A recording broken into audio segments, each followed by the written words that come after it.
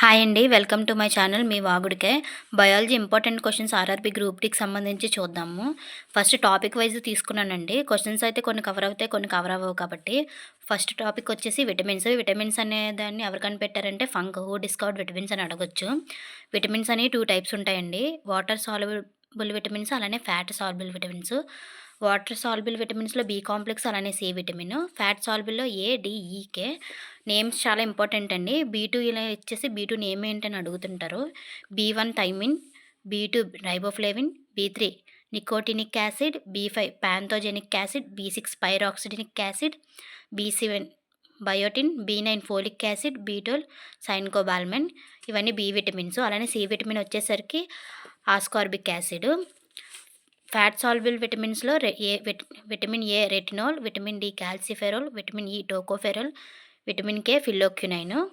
ఇలా ఇందులో fat soluble vitamins ఏవి, వాటర్ సాల్యుబుల్ విటమిన్స్ ఏవని కూడా క్వెషన్ అడగొచ్చు.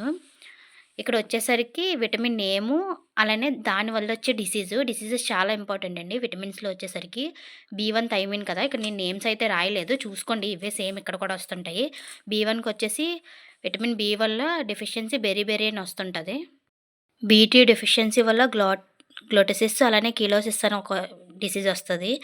బీ3 వల్ల పెల్లాగ్రా, ఇవి చాలా ఇంపార్టెంట్ అండి. బీ5 వల్ల మజిల్ పెయిన్స్, బీ6 anaemia and deficiency of RBC in children అండి. బీ7 nervous disease, B nine megaloblastic anaemia, బీ12 వచ్చేసి పెరనోస్ ఎనిమియా. విటమిన్ సి వల్ల ఆస్కార్బిక్ యాసిడ్ వల్ల స్క్యూరీ, ఇది చాలా చాలా ఇంపార్టెంట్ అండి. ఇప్పటికే చాలా ఎగ్జామ్స్లో అడిగాడు, ఎస్ఎస్సిలో కూడా అడిగాడు, అలానే రైల్వే ఎగ్జామ్స్లో కూడా అడిగాడు. ఈ డిసీజెస్ అన్నీ చాలా ఇంపార్టెంట్. అంటే ఈ విటమిన్స్ లేకపోవడం వల్ల ఇవి డిసీజెస్ అనేవి వస్తుంటాయి. అలానే ఫ్యాట్ సాల్యుబుల్ విటమిన్స్ వచ్చేసరికి రెటినాల్ అండి. రెటినాల్ విటమిన్ ఏ అనేది ఎక్కువ క్యారెట్ ఇలాంటి వెజిటేబుల్స్లో ఉంటుంది.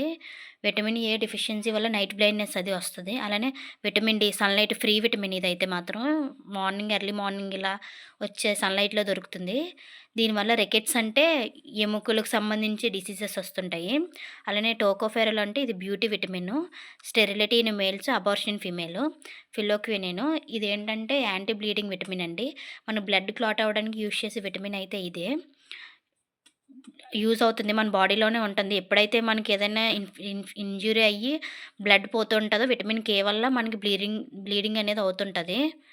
ఇది యాంటీ కోగులేషన్ అలానే బ్లూ విటమిన్ అనేసరికి బీ12 అండి. కోబాల్ట్ విటమిన్ అన్నా సరే బీ12. యాంటీ క్యాన్సర్ విటమిన్ వచ్చేసరికి ACE. Immunity power increasing vitamin C. During boil చేస్తున్నప్పుడు విటమిన్ సి అనేది డిస్ట్రాయ్ అయిపోతుంది. ఈకోలై బ్యాక్టీరియా సింథసిస్ విటమిన్ కూడా బీ12. లివర్ స్టోరేజ్ విటమిన్ వచ్చేసరికి ఏ, డి, ఈ, కే అండ్ బీ12. అలానే ఇక్కడ నేను ఒకటి రాయడం మర్చిపోయాను. రెయినీ వాటర్లో ఉండే విటమిన్ కూడా బీ12. కౌ మిల్క్లో ఉండేది బీ2 రైబోఫ్లేవిన్. కౌ మిల్క్ ఎప్పుడైనా మీరు అబ్జర్వ్ చేస్తే కొంచెం యెల్లోయిష్గా ఉంటుంది. షార్క్ లివర్ ఆయిల్లో ఉండేది కూడా ఏ అండ్ డి అండి. సో ఇవన్నీ కూడా విటమిన్స్కి సంబంధించి ఓన్లీ ఇవే మాత్రం చూసుకోండి, సరిపోతుంది. వాటి సైంటిఫిక్ నేమ్స్ అలానే వాటి వల్ల వచ్చే డిసీజెస్, విటమిన్స్ ఎందులో ఉంటాయని, ఇవి చాలా చాలా ఇంపార్టెంట్. నేను బేసిక్గా క్వశ్చన్ వైజ్గా రాద్దాం అనుకున్నాను, కానీ కొంచెం టాపిక్ మాత్రమే కవర్ అవుతుంది. అలా చేస్తే మిగతాయన్ని మనం వదిలేయాల్సి వస్తుంది. సో ఇక్కడైతే నేను ఒక 25 క్వశ్చన్స్ ఇలా ఇచ్చాను, అవి చూడండి. తర్వాత నేను వేరే టాపిక్ చెప్తాను. నర్వస్ సిస్టము, ఇక్కడ నుంచి structural and functional unit of the cell అని అడుగుతారు. Neuron or nephron. Chlorophyll pigment present in ఎక్కడ ఉంటుందని అడుగుతున్నారు. క్లోరోఫిల్ పిగ్మెంట్ అనేది ప్లాంట్ సెల్స్లో ఉంటుంది. Power house of the cell అని దేని పిలుస్తారంటే మైటోకాండ్రియా. ఇవన్నీ చాలా బేసిక్సేనండి, ఒకసారి మీరు టెస్ట్ చేసుకుంటారని ఫైనల్ టచ్అప్ కింద చెప్తున్నాను. Lysosomes are called suicidal bags of the cell. And what is the main function of a Golgi apparatus అండి, ప్యాకింగ్ ఆఫ్ ద లిపిడ్స్. ఇవన్నీ కూడా ఆర్గనెల్స్ అండి, సెల్లో ఉండే ఆర్గనెల్స్. అండ్ నెక్స్ట్ వన్ వచ్చేసి cell wall is present in plant సెల్లో ఉంటుందండి. Cell wall animal సెల్లో ఉండదు.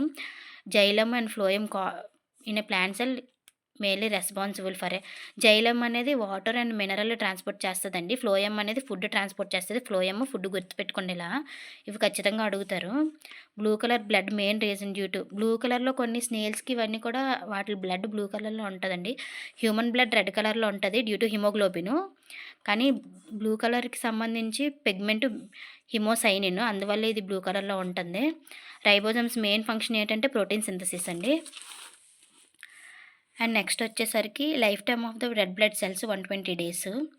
బ్లడ్ క్లోటింగ్ విటమిన్ ఇందాక చెప్పాను కదండి, vitamin K. Number of chromosomes in human 23 pairs ఉంటాయి.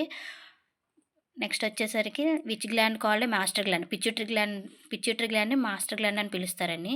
అంటే సిల్వర్ ఫిష్ అనేది ఏ ఫైలంకి సంబంధించి అని అడుగుతున్నారు, Arthropoda. Antibody formation takes place in blood ప్లాస్మాలో అండి.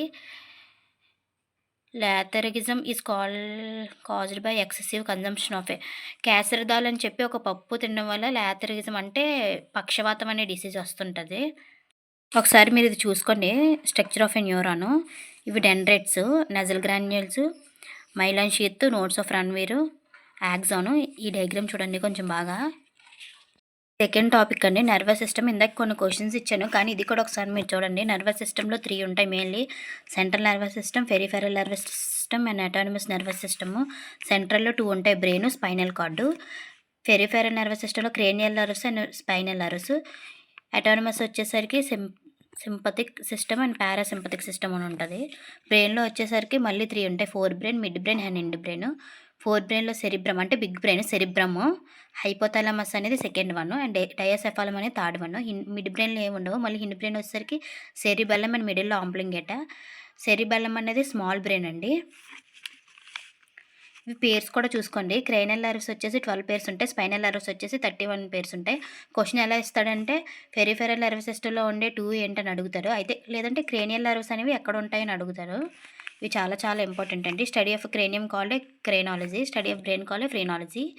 ఇది ఒకసారి మీరు చూసుకోండి. మేబీ ఇందులో ఎక్కడన్నా అడగొచ్చు, బిగ్ బ్రెయిన్ అంటే ఏంటని కూడా అడగొచ్చు, స్మాల్ బ్రెయిన్ అంటే ఏంటని కూడా అడగొచ్చు. నేను ఇప్పుడు ఈ 5 ఒక ఫంక్షన్స్ అయితే చెప్తానండి. ఇదిగోండి part of the brain and దాని ఫంక్షను. ఇవి చాలా చాలా ఇంపార్టెంట్ అండి. ఇవి ఇందులో ఏదైనా ఫంక్షన్ ఇచ్చేసి అవి ఏది కంట్రోల్ చేస్తుందని అడగొచ్చు, లేదంటే ఇవేమైనా ఇచ్చేసి దాని ఫంక్షన్ ఏంటని కూడా అడగొచ్చు. ఇందాకే చెప్పాను మీకు, సెరిబ్రమ్ అంటే బిగ్ బ్రెయిన్ అని చెప్పి. బిగ్ బ్రెయిన్ ఏం చేస్తుందంటే thinking, memory and logical thinking, imagination and problem solving. Big brain ఎప్పుడు కూడా లాజికల్ థింకింగ్ ఇవన్నీ కూడా ఈ ఫంక్షన్స్ అన్నీ చేస్తుంటుంది. హైపోథాలమస్ అనేది pituitary gland area. Pituitary gland అంటే బ్రెయిన్లోనే ఒక దగ్గర అంటే కింద సైడ్ ఉంటుంది. ఒకసారి ఎప్పుడైనా మీరు డయాగ్రామ్ చూడండి గూగుల్ చేసి. హైపోథాలమస్ అది టెంపరేచర్ రెగ్యులేట్ చేస్తుంది. అలానే స్లీపింగ్, హంగర్ అంటే ఆకలేసినప్పుడు, నిద్ర వచ్చినప్పుడు కూడా ఈ నెక్స్ట్ వచ్చేసరికి డయాసెఫాలము కంట్రోలింగ్ ఎమోషన్స్, ఎమోషనల్ ఫీలింగ్స్ని కంట్రోల్ చేసేది ఇదండి. తర్వాత మిడ్ బ్రెయిన్ వచ్చేసరికి optic lobes and seeing, hearing. Cerebellum అనేది small brain, equilibrium of a human body, controlling the voluntary reactions. Running, walking, sitting, jumping ఇవన్నీ కూడా వాలంటరీ రియాక్షన్స్ అన్నీ కంట్రోల్ చేస్తుంది. మిడిల్లో ఆమ్లింగేట వచ్చేసి ఇన్వాలంటరీ రియాక్షన్ అంటే respiration, nerve pulse, heart beat, coughing. ఇవి వచ్చేసరికి name of the disease and viruses, responsible of the viruses. ఒకసారి చూడండి, మెలేసెస్ అనేది పారామెక్సికో వైరస్, మమ్స్ అనేది myxo virus, chicken pox varicella virus, small pox variola virus, hepatitis, అలానే cold, swine flu, cancer, AIDS, conjunctivitis chikungunya, dengue, Japanese, Covid, bird flu, polio, cholera. ఇవన్నీ కూడా చాలా important అండి. అవన్నీ virus సంబంధించి వచ్చే diseases ఎన్ని బ్యాక్టీరియాకి. చూడండి ఖచ్చితంగా ఇందులో కూడా క్వశ్చన్ ఇవ్వచ్చు. అండ్ నెక్స్ట్ వచ్చేసరికి ఏరోబిక్ రెస్పిరేషన్ అంటే ఆక్సిజన్ ఉన్నప్పుడు జరిగేది, ఎనారోబిక్ రెస్పిరేషన్ అంటే ఆక్సిజన్ లేనప్పుడు. మేబీ ఇందులో ఇస్తాడేమో అనిపించి నేను 4 క్వశ్చన్స్ రాశానండి. ఏరోబిక్ రెస్పిరేషన్లో రిజల్ట్ వచ్చేసరికి CO2 రిలీజ్ అవుతుంది, కార్బన్ డైఆక్సైడ్. కానీ ఎనారోబిక్ రెస్పిరేషన్లో లాక్టిక్ యాసిడ్ రిలీజ్ అవుతుంది. ప్రొకారియోటిక్స్ అంటే ఆబ్సెంట్, న్యూక్లియస్ ఆబ్సెంట్. యూకారియోటిక్స్ అంటే ప్రెజెంట్ ఆఫ్ ద న్యూక్లియస్. ఇక్కడ మీకు కొన్ని ఇంపార్టెంట్ స్టడీస్ కూడా చూపిస్తున్నాను చూడండి. బేసిక్గా ఏంటంటే క్వశ్చన్స్ లాగే రాద్దాం అనుకున్నాను, కానీ క్వశ్చన్స్లో రాస్తే కొన్ని టాపిక్స్ కవర్ అవుతాయి, కొన్ని కవర్ అవ్వవు. ఒక 100 అంటే 100 మాత్రమే కవర్ చేయగలం, ఇంకా చాలానే ఉంటాయి కదా. సో మీకు ఇలా చెప్పడానికి మెయిన్ రీజన్ అయితే అదే. సో మీకు ఇది కొంచెం యూస్ఫుల్. ఇదన్నీ బేసిక్సే, కాకపోతే మీకు అలా లాస్ట్ రివిజన్ కింద ఒకసారి పనికి వస్తుంది కదని చెప్పి వీడియో తీస్తున్నాను నేను. ఒకసారి చూడండి. I hope this video useful for someone. Thank you so much and see you on the next vlog. All the best. Bye bye.